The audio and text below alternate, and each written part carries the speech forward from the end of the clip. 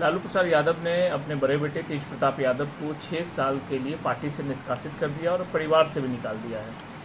देखिए, लालू जी, मेरा ये मानना है कि पूरी तरह से राजनीतिक स्टंट खेल रहे हैं और जो चीज़ें उनके परिवार में पहले से चल रही हैं उस समय सामाजिकता उनको ध्यान में नहीं रही। जिस वक्त उनकी बेटी की शादी में महिंद्रा से शोरूम की गाड़ियाँ उठा ली गई थी वो उनको ध्यान में नहीं था। जिस समय पूरी तरह से अराजकता फैला रहे थे तेजस्वी और तेज प्रताप, तो वो उनको ध्यान में नहीं था। और मैं तो ये पूछता हूँ कि जब इसके पहले उनकी पहली शादी के बाद जो पूरा तमाशा हो रहा था उस समय लालू जी सोए हुए थे, वो ध्यान नहीं था। और कहीं ना कहीं उनके घर के अंदर जो राजनीतिक नूरा कुश्ती चल रहा है उसका ये परिचायक है।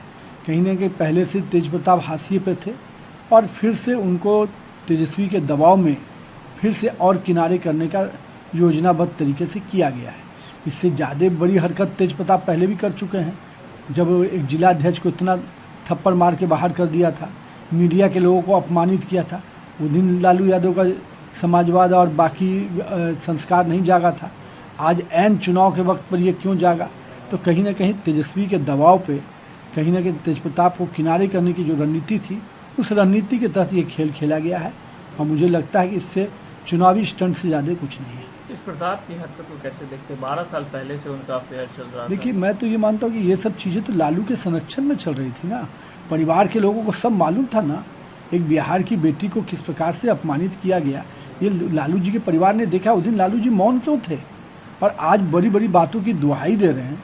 तो जैसा बोइएगा वैसा ना पाइएगा। और आपने तो उस बीच का पूरी तरह से संरक्षण किया है।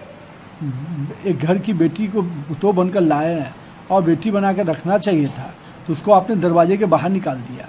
और अब जो आपकी कृतियाँ और बढ़ गई तेज प्रताप की, तो अब राजनीतिक स्टंट खेल रहे हैं।